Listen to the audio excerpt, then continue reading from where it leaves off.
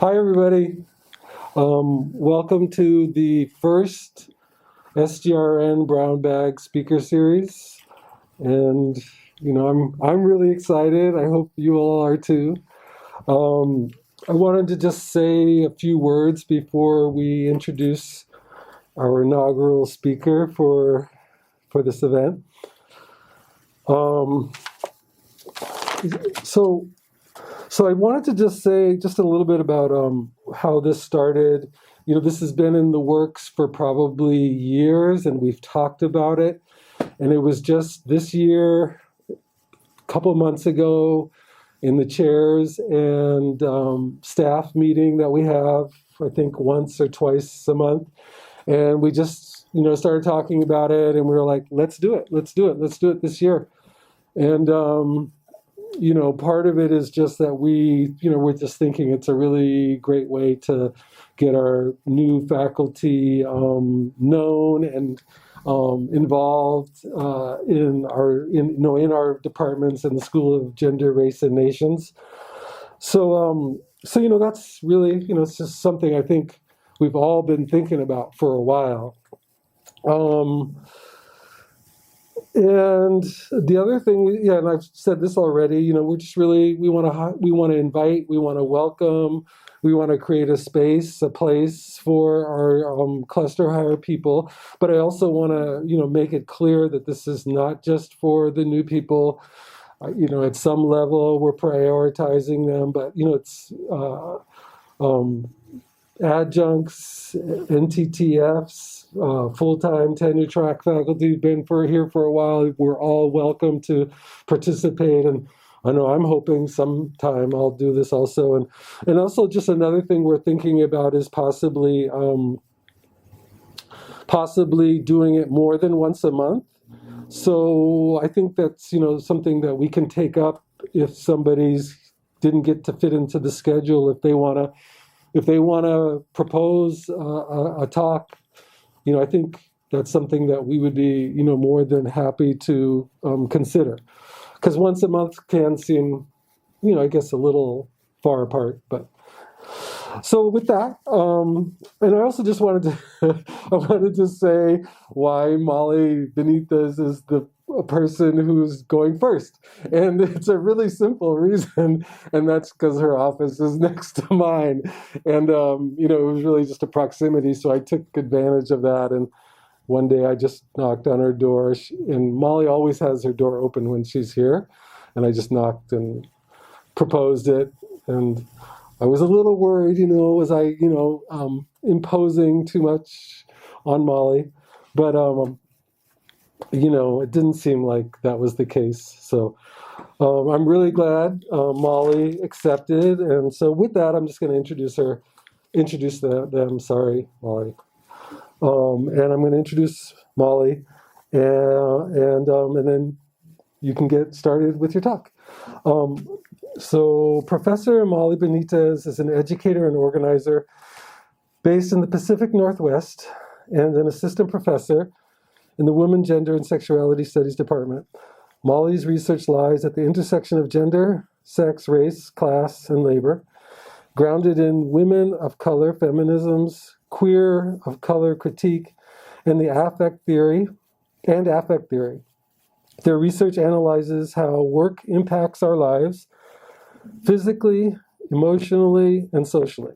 Molly is a 2019 AAUW Fellow, which is an American Association of University Women, and was recently awarded the 2021 Ralph Henry Gabriel Dissertation Prize by the American Studies Association. Molly is a co-founder of the Seattle-based Reckoning Trades Project and the virtual project Junction. They currently sit on the board of the National LGBTQ Workers Center. And with that, and no further ado, I give you Dr. Benitez. Yay!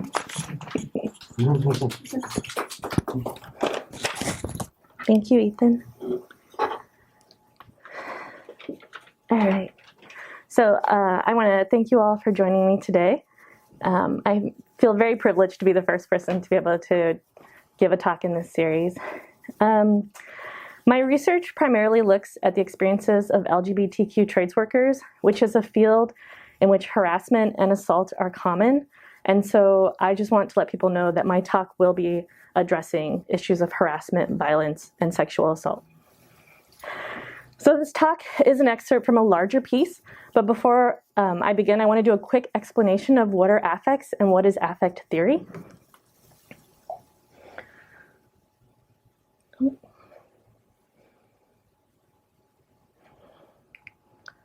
So within affect theory, affects are described as visceral forces within and outside our physical bodies that might push us or pull us towards thoughts, actions, or movements.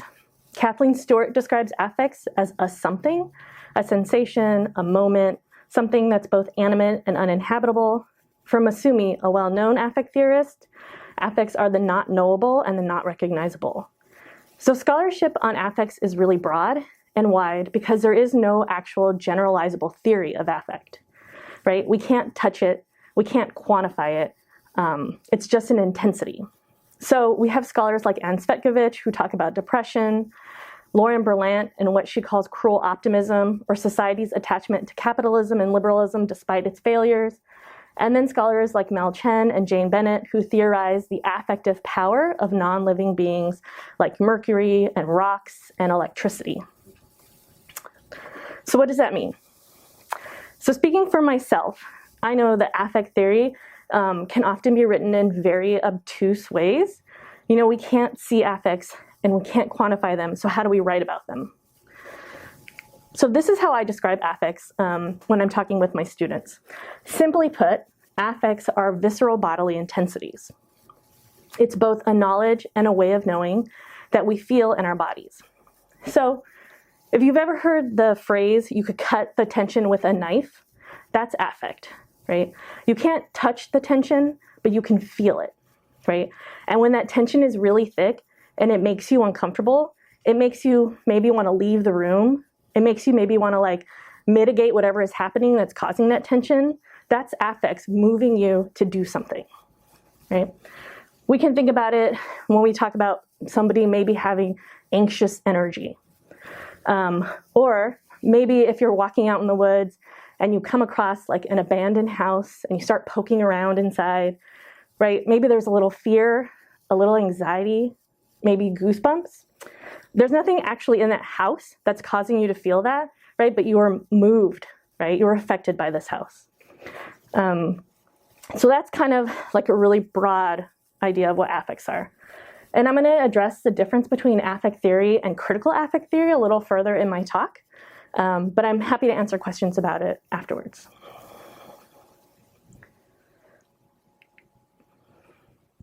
We had to metabolize such hatred that our cells have learned to live upon it because we had to or die of it. Both a description and an admonition, feminist theorist Audre Lorde narrates Black women's experiences in America. In Sister Outsider, Lorde writes about the hatred and anger expressed towards all Black women in America. At length, Lorde writes in her essay Eye to Eye, every Black woman in America has survived several lifetimes of hatred.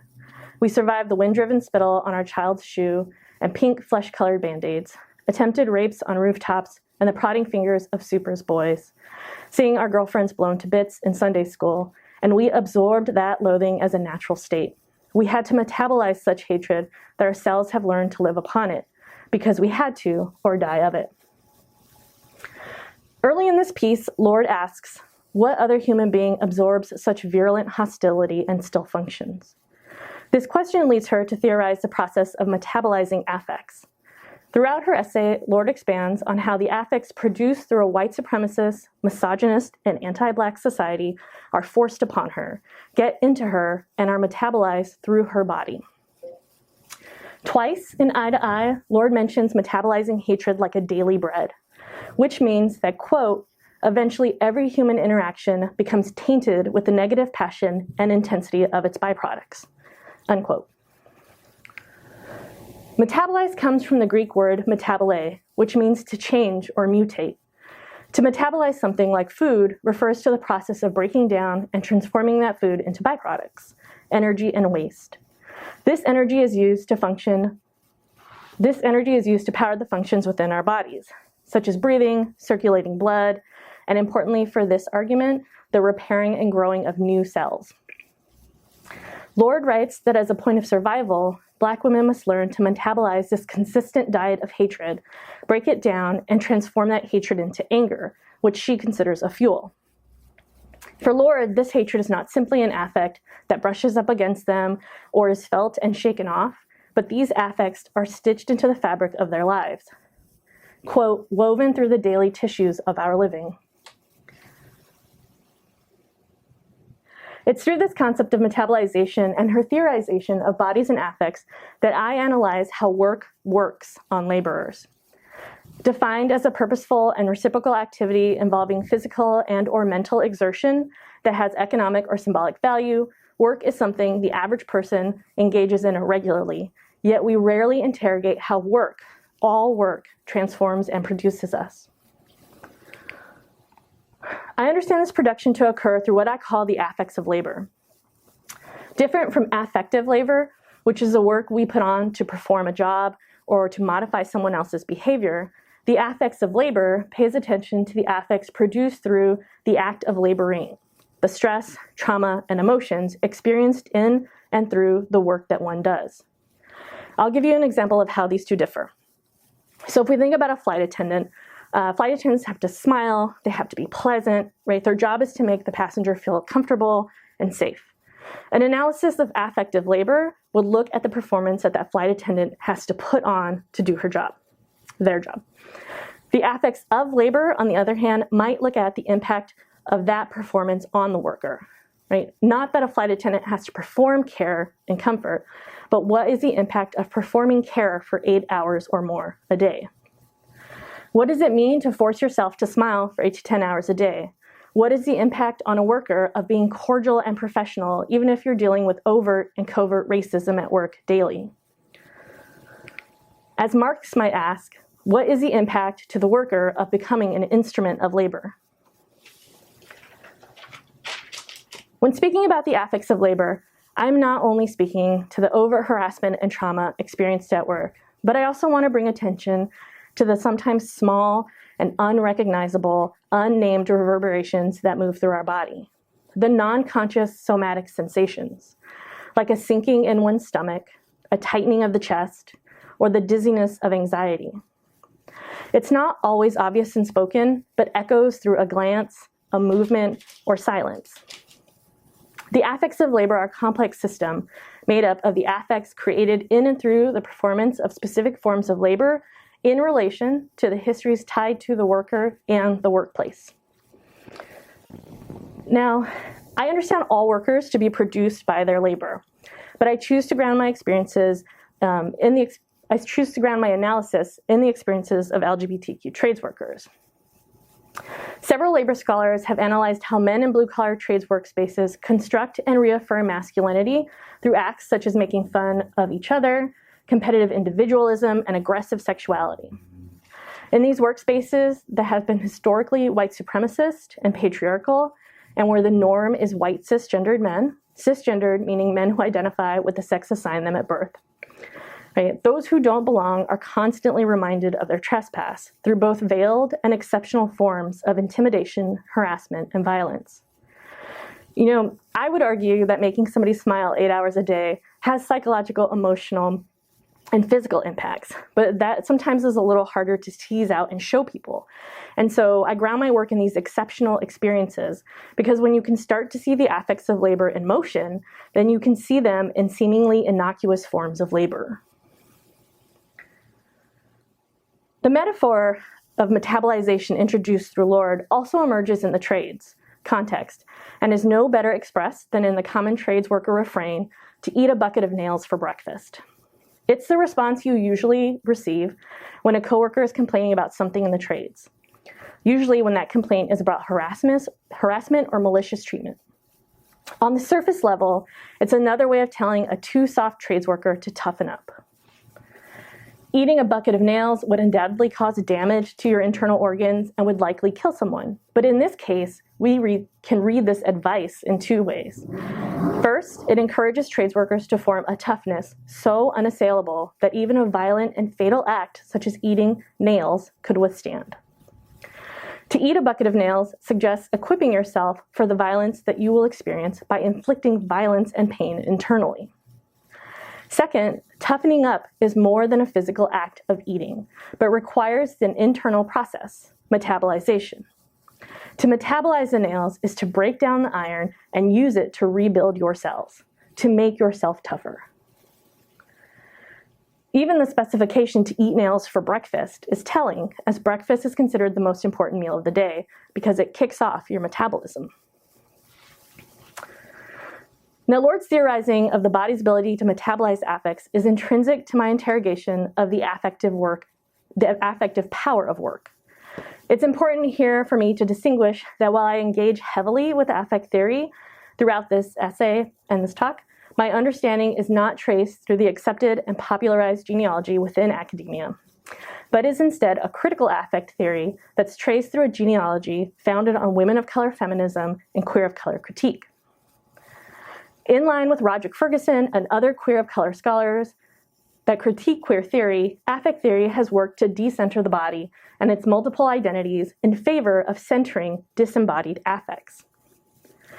Affect theory's efforts to articulate itself as beyond the body, emphasizing force relations, inevitably makes the body invisible, even as it remains a constant reference for affects. In this way, the body appears to be more akin to an amorphous vessel in which affects circulate but are not tied to, and this allows many affect theorists to elide issues of identity, especially race. In my larger work, I articulate a critical affect theory, and I show how affect theory is founded on white supremacy, colonialism, and anti-Blackness, and how this foundation leads to, one, exclusions of women of color in its genealogy, and two, constricts how we can even theorize about affects.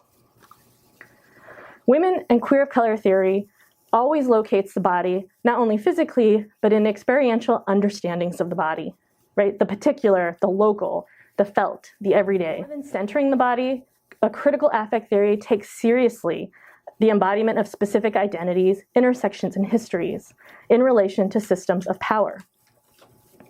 Affects are not ahistorical forces that can move cleanly and detach from bodies, but they exist and move within a context.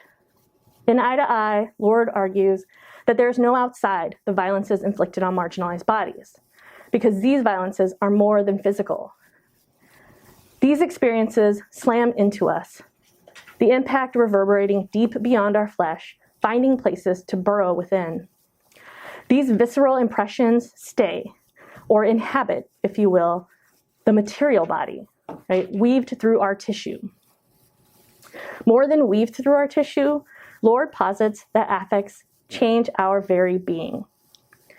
So I use metabolism and the metabolic process as both a literal and figurative device for not only theorizing the ways that the affects of labor metabolize through our bodies and produce workers, but also to interrogate the affective power of work, beyond work, and into our homes. So now I want to turn to Jay, they, a mixed Black, non-binary, trans trades worker. Throughout my research, I interviewed over 25 LGBTQ trades workers, but this talk is going to focus on Jay. Jay tells me, laughing, that he identifies with all the marginalized groups. He is mixed Black, middle class, and staying above water. Jay is in his early 40s, has a slim, muscular frame, long locks, and stands just about 5 feet. At the time of our interviews, Jay was in his 4th year and 8th month of a carpenter's apprenticeship. Only a few more hours before I journey out. Journey out is a field's term to indicate an apprentice has successfully completed all training and is competent and authorized to work as an expert in their field. Along with on-the-job training, 850 hours a year, apprentices also take classes. Jay's years as an apprentice have not been easy. When Jay first began his apprenticeship, he identified, or rather let his coworkers assume his identification as straight, cis, female. Basically, Jay explains, I didn't want to get harassed throughout my apprenticeship. Although identifying as trans non-binary, Jay began his apprenticeship outwardly identifying as a cisgendered woman and would tell coworkers he was straight, and sometimes even married. Jay believed that this would make work easier, but as a straight woman, and even a married woman, Jay consistently dealt with crude jokes and propositions for sex. Before even beginning his apprenticeship, Jay had already spent time thinking about how he should be in the trades. They, white men, don't have to think about what they wear to work every day. They get up and go to work. But what I wear, what I say, what I do, you get tired of doing that, Jay says. From the clothing he wore and how he identified to how he responded and reacted to occurrences in the workplace, Jay had to be on. He had to spend energy and emotion navigating his identity within his workplace. Performing as a straight cis woman, Jay had to be very cautious about how he talked about his life, playing the pronoun game when talking about his partner, and sometimes, Jay tells me, pretending to be attracted to men. And while Jay labored to perform an identity not his, one that still opened him up to harassment, this performance was not sustainable. Jay says, at some point, you're like, fuck it, I am who I am. Either they accept me or not. Exhausted from the harassment he faced as a cis woman, Jay decided to switch up tactics. I thought maybe if I came out of the closet and tell them who I really am, the harassment will stop. But it just got worse. I get threatened with rape every single day I go to work. I told him I was queer, and he propositioned me every day, 6 a.m. in the morning. Jay's voice trails off. Is that kind of talk acceptable in the trades, I ask? Yeah, it's normal, Jay responds. There are others around when these things happen to Jay, and he tells me his coworkers laugh it off. As an out queer identified trades worker, Jay continued to be sexually harassed, and it was wearing him down. Jay came out as queer, thinking it would ameliorate the harassment, but this only led to Jay being harassed at school.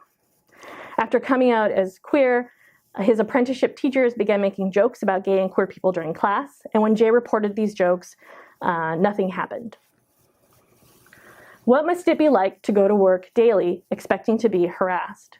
Expecting to hear jokes about rape and knowing that there was no point in reporting behavior because not only was this toxicity of the workplace not taken seriously, but within this workplace culture, that behavior is applauded. What are the affects that run through Jay's body? Anxiety, stress, maybe even fear? Affects are dynamic. They're always in motion. The not yet that is always potentially coming. Or as feminist scholar Sarah Ahmed writes, a promise yet to come. For Jay, the potential for harassment is a given. The question, when will harassment turn to assault, is the yet to come that Jay's body prepares itself for. These affects of Jay's labor don't dissipate, but chaotically reverberate within Jay's body, keeping him on high alert for potential danger. Everything culminated in an experience that Jay relayed to me with very little detail. It had something to do with his teacher pretending to push Jay's hand through a running table saw during a tutorial. While it was a joke, it accomplished its purpose. After this incident, it was hard for me to use the saw or table saw, obviously, because of PTSD, Jay tells me. Jay didn't give me details, and I didn't push. As a person who spent 10 years in the trades, I don't need the words. Jay reported this incident with his instructor, but again, nothing happened. Despite the saw being an intrinsic part of carpentry, there are areas of work that a person can do that don't involve saws. When Jay requested to be placed on these areas of work, he was denied. Because he was unable to use a saw, he was placed on probation and eventually denied a raise. Being placed on probation also made it so that he couldn't accumulate the hours he needed to graduate, and so he fell behind. He tells me that his options are go back to trauma or not work at all. Now, as an out trans and non-binary worker, Jay continues to be harassed. His car has been vandalized, his bike keyed, and he is still sexually harassed daily. Trauma sucks, Jay says. Trauma keeps you from working. I left the first time because of trauma, he says, referencing this incident with his instructor. But trauma isn't going to stop him now. He can't let it. Chop my hand off and I'm still going to show up on Monday, Jay says. Trauma kept Jay from working but just because he came back to work doesn't mean he doesn't have trauma anymore, right? He has learned to ignore it, to toughen up. Like Lorde, Jay metabolizes the affects of his labor, the history of a labor field that has historically denied him, the toxic emotional onslaught of his coworkers' hatred and anger, and his own anxiety, stress, and fear, affects that keep him safe but exhaust him. When we're surrounded by affects, we metabolize them. Despite attempts when we're surrounded by hatred or anger or someone's disgust, we can't help but feel it. Our body feels it. Taking these affects in, learning to feel them, respond to them, is a survival tactic. But what are the effects of metabolizing these affects of labor as bread, right? How are these affects metabolized and broken down and used as fuel to rebuild our bodies? I asked Jay what happens to the trauma he experiences at work when he goes home, when he clocks out and work is over. You take it home with you, Jay tells me. You take it home, you tell your partner, and your partners are subjected to it. It's a downward spiral. You bring all the drama from work home. For Jay, the affects of labor, the anxiety, the hatred, and the harassment that he faces daily comes home in different ways. Not only does it add unnecessary stress to his family, but Jay spends time at home thinking and preparing for work. The affects hitch a ride home with Jay, lodged in his tissue. As Jay mentioned earlier, the other men Jay works with don't have to spend time thinking about what they should wear, right, or how they should look in order to stave off harassment. It's like you have to get your brain ready 2 hours before you even go to work to deal with work, Jay says. It's an extra labor that Jay does hours before he even clocks in. When he relays this experience to his partner, she experiences a secondary form of trauma. I've been exposed to some bad carpenters, and I learned, Jay says. I picked up on some of the fucked up language they use. I take it home to my son, and he's like, what? And then I have to catch myself and be like, oh, that is not okay for me to say that. But we internalize it. We take it home, and we think it's normal because it's normal at work. This constant exposure to some bad carpenters and to their misogyny and toxic culture and affects slowly shift Jay. When he leaves work, the affects don't dissipate. They go home with him. And as he repeats and reenacts this toxic culture at home, he in turn reproduces it. It's a production that we're mostly unaware of, and thus Lorde writes about the anger produced from metabolizing hatred that, quote, we think it's natural, unquote. If the process of metabolizing breaks down these affects and uses them to rebuild us, then we can say Jay is being rebuilt in a way that conforms to his workplace. Jay is slowly becoming unbothered by the toxic comments, language, and culture of his workplace, but instead is becoming part of it. And it's not Jay that notices these changes in himself. It's those outside his workplace, his son and his partner, that point out what he sees as natural. My partner told me too, why do you talk like that? Your mouth is so horrible. Like, I didn't cuss before. I didn't talk inappropriately. It was drilled into me by this whole gang of carpenters. As a slow becoming, Jay doesn't register this change. In some ways, Jay says it's like being brainwashed. From regular exposure to toxic trades culture, exhausted performances to mitigate harm, and a forced disconnect from embodied trauma, Jay is persuaded to adjust and accept what's happening as just a normal part of his job. Jay and I go back and forth, sharing our experiences in the trades. As a more feminine presenting, assigned female at birth trades worker, Jay asks me if I ever carried a weapon, maybe a gun for protection. I didn't. Although I would not hesitate to say that every woman or BIPOC or QT BIPOC trades worker has spent time thinking about what tool in their bag would be the most effective for self-defense. Do you think it toughened you up being in the trades? Jay asks me. For sure, I answer. For me it did, Jay responds to his own question. I was soft. I'm not gonna lie. When I went there to work, they ate me up alive. It occurs to me that Jay is not just metabolizing the affects of his labor, but the affects of his labor are metabolizing him, eating him up alive. using him as fuel to keep the workplace nervous system of affects producing and reproducing.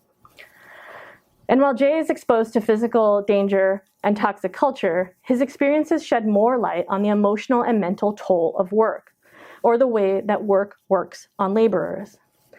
The affects of labor that whirl around and move through and reside in workers' bodies do not know the boundary of work and home. The not knowable and the promise yet to come that demand that Jay prepare himself physically and emotionally hours before work begins. Harassment and bullying that's considered normal for his field. Jay is on guard. His senses are heightened, and he stays excruciatingly alive to his workplace. His body taking in and inventorying the affects of labor. As Jay's experience shows us, in a capitalist society in which one must work to survive, our choices are trauma or not work at all. We're often forced to work in places where people and companies in which we're often forced to work in places and for people and companies in which we endure trauma. Right? And my word choice of trauma to mark these work experiences is purposeful. It's not to dilute our understanding of trauma, but to call a spade in an economic and political system in which we have been socialized to normalize unsafe work environments, below living wage pay, and harassment. Many of us, particularly those whose identities have been historically marginalized, find ourselves in workplaces in which we are regularly exposed to racism, anti-Blackness, and transphobia and homophobia that is sometimes overt and vicious, but is oftentimes covert, slight, and well-meaning. Microaggressions is what we're told to call them, as if 1,000 small cuts is not trauma. Jay is immersed in the affects of labor, the offensive humor, the vaguely concealed racism, the trauma that he must disassociate from to keep working, all work on him. He was soft, but now he is hard, a hardness he brings home unaware until his family brings this to his attention. Where he once found specific language and humor offensive, now 5 years in, he's adjusted. Management and business research has articulated that bullying and harassment of workers affects productivity.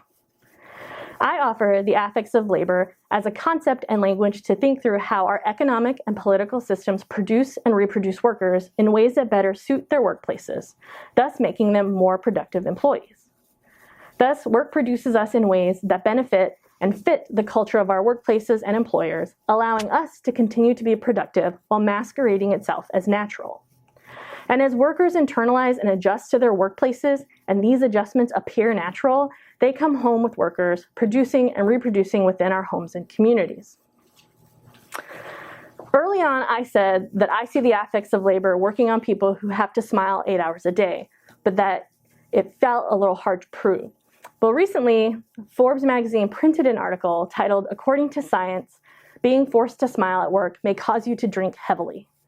This article cites a new study in the Journal of Occupational Health that found that employees forced to smile at work are more likely to drink heavily as soon as they're off the clock.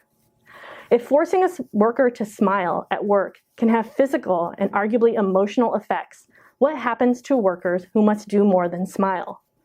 And really, what my research wants us all to interrogate is, what is your work doing to you? And how are you becoming your labor? Thank you.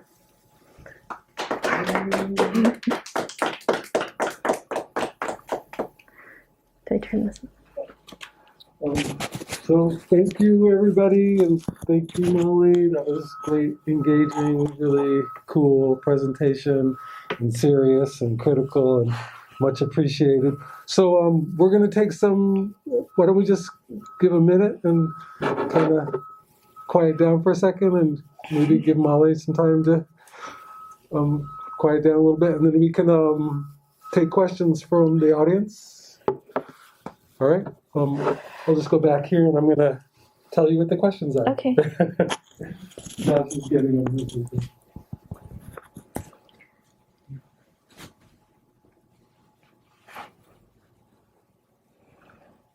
And I think I can generate a question if nobody's Generate a got one question. right away.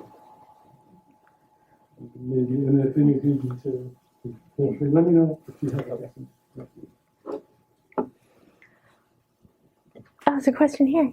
Yeah, so I think in like recent years it's become really popular for like various organizations to have like or increase the size of like their diversity and inclusion sections. Do you think that this is more just a way to make like the capitalist organization of the economy just more habitable, or is it like an actual solution?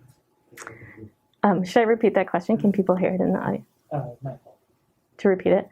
The question is whether or not the popularity of these kind of like diversity and inclusion policies that are happening in workplaces is a good thing, or like just another capitalist effort.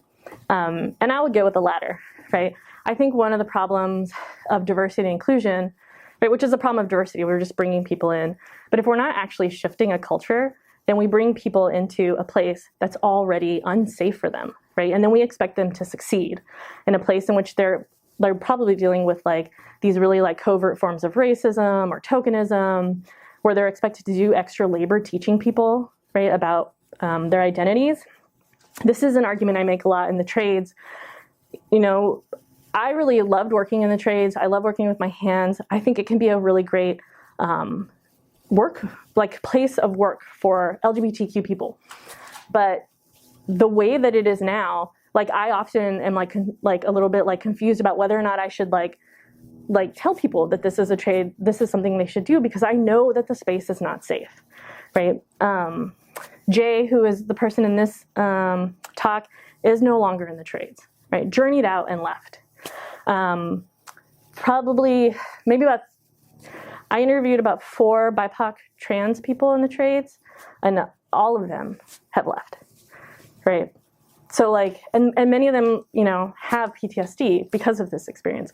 So, you know, I don't think that diversity and inclusion does anything, right? If you're not actually willing to like change the cultures. I don't know. Thank you.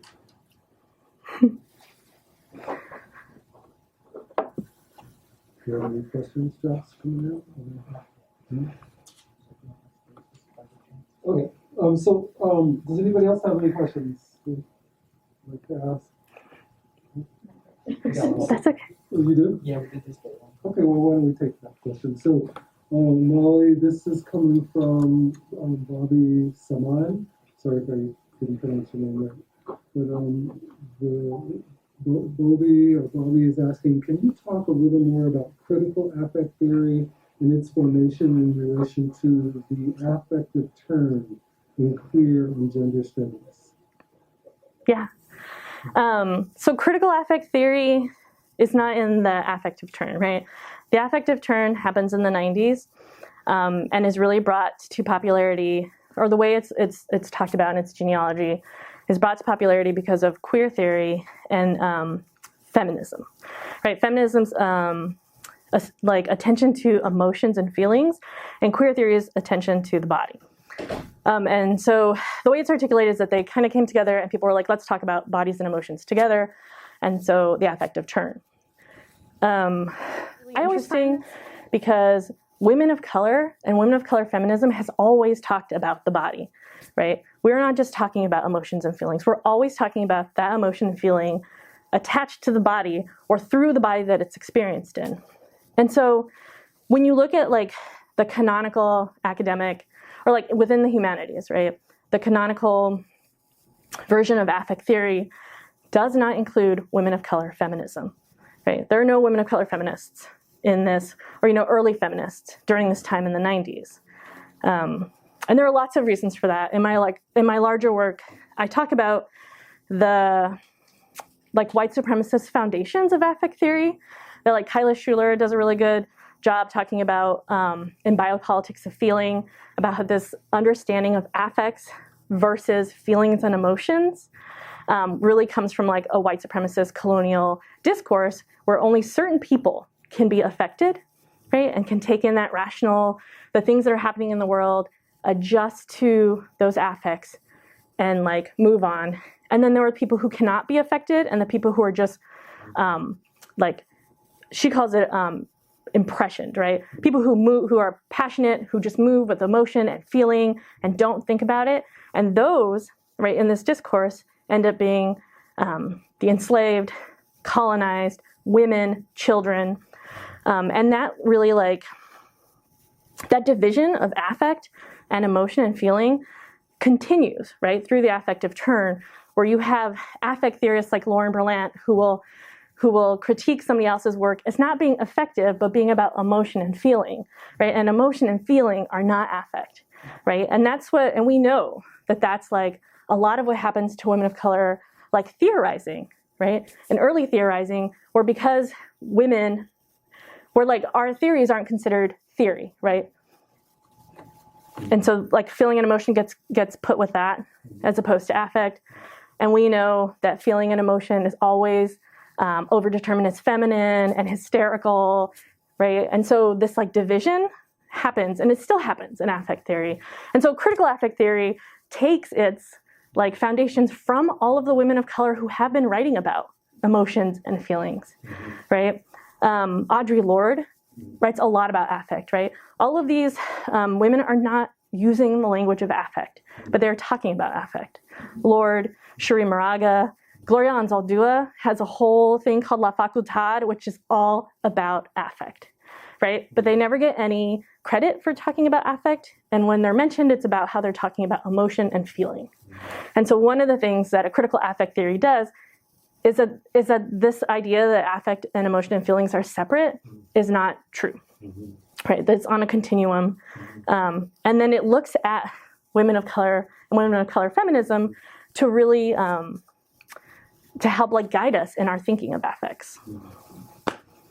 That's like that little brief thing. Thank you, Bobby. Christina has a question too. And if you want to, Bobby, if you want to follow up on that question, feel free to, but I'm going to move to the next one. Sally McWilliams has a question, and just wants to say thank you for your presentation. Thanks. Can you talk a little bit about how your LGBTQ POC Trades Coalition is creating ways to mitigate the trauma that we discussed? Yeah. So some of the work that these organizations are doing, well, part of it is like sometimes we get approached by employers and they're like, train us on how do we be better, right? Which I will do because I want people to respect pronouns and maybe make a safe bathroom for someone. But that is, for me, not the answer, right? Part of what these organizations do is that they support LGBTQ trades workers. Often the biggest thing that happens is isolation. You often think you're the only one dealing with this. And even like, you know, as Jay shows, when you come home and you talk to your family about this, it becomes a lot for your family, right? And so these organizations help to create spaces in which you can talk about what's happening to you.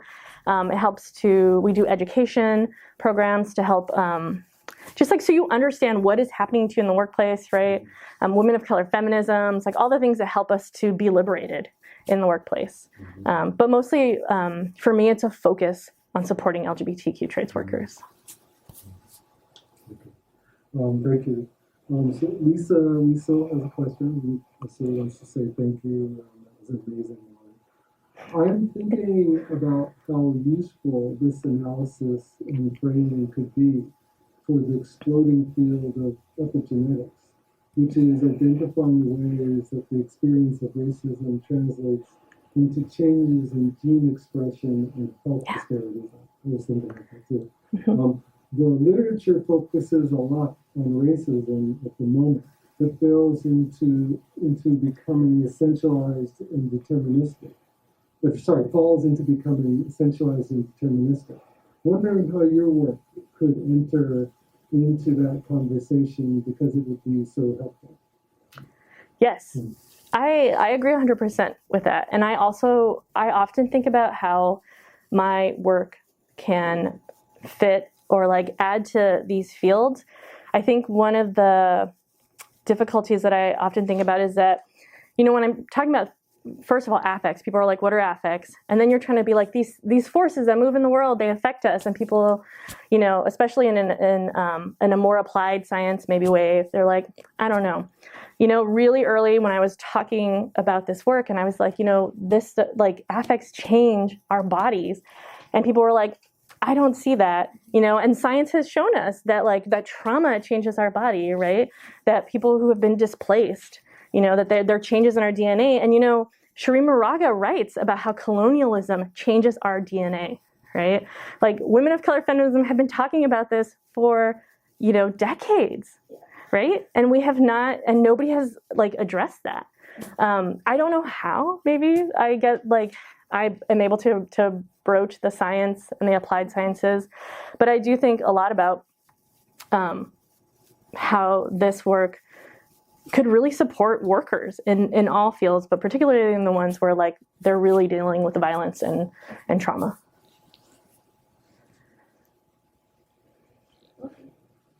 Okay. Yeah. So thank you, Laura. Awesome. Thanks. But I was wondering if any of the workers you spoke to talked about specifically the relation between the trauma and illness, because I was really struck by the comment. I felt it. I felt it. And said, "How do we become our work?" And I'm thinking, especially here we are in an academic setting, and the stories and the research is saying, especially Black women academics die young, right?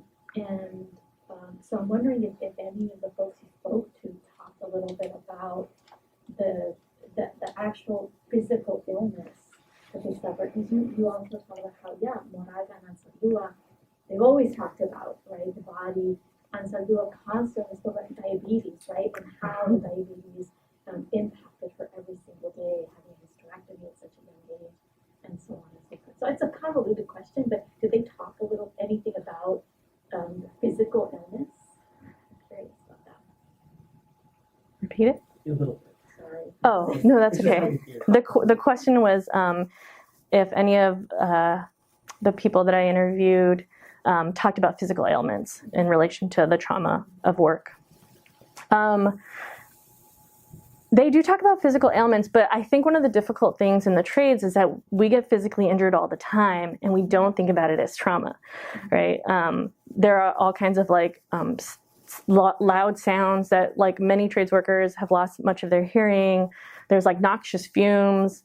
That's not to mention the physical cuts and damage that happens to our body.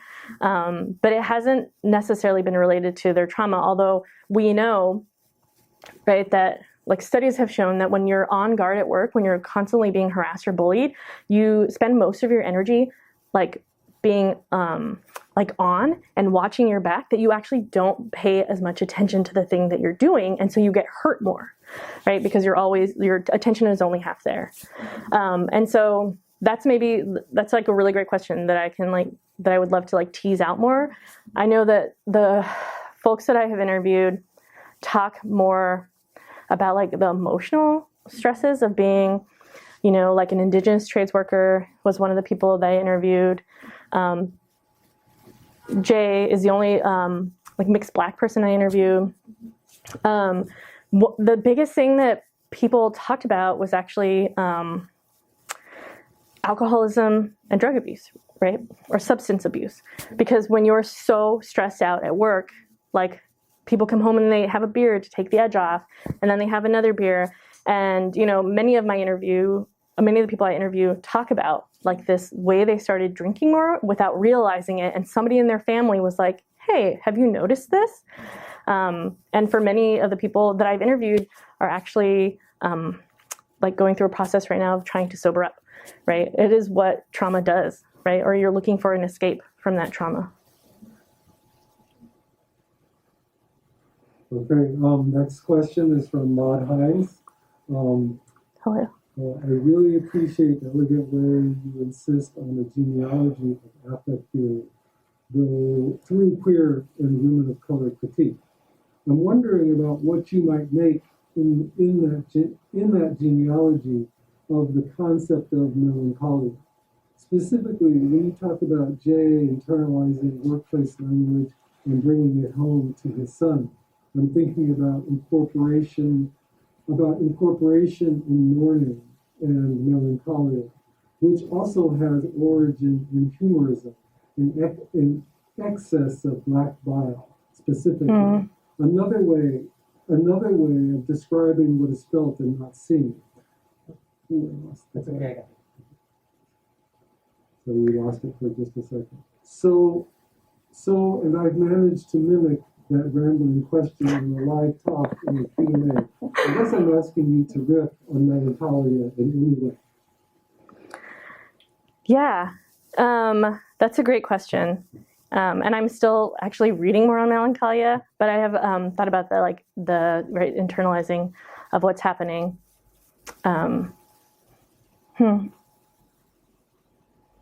It's okay. No, I should have written it down. My brain was going somewhere, and now I'm like, where was I going with this? Maud always asks questions that are you can come back and look at it. You have the wireless microphone. Oh, look at the question? Yeah. Or so you can see. Maybe. Or we can come back. You can think about it for a while, and I could ask you. Oh, that one.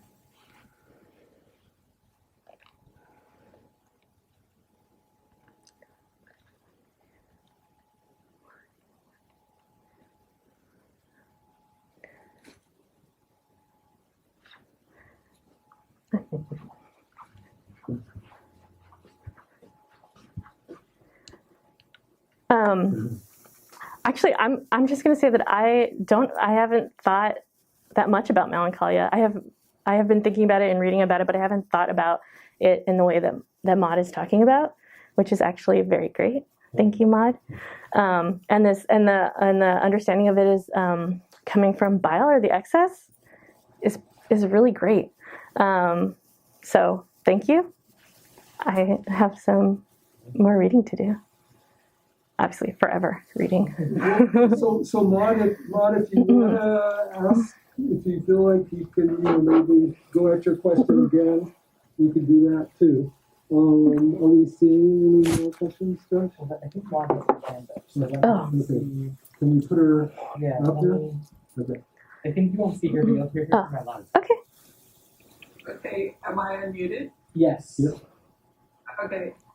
Yeah, I'm really interested in. I'm just imagining queer and women of color critique transformation of the way Freud thinks about melancholia as incorporation of the lost love object or perfected object, and this idea of bringing something into the body reminds me of what you're saying about Lorde and metabolization, right? So that instead of incorporating what you're mourning, you're incorporating what you hate or what hates you, right? And so I just I loved your talk, and Thank you. it's not with you right now, but I would love to see the kind of fortunes of this concept through your very able and elegant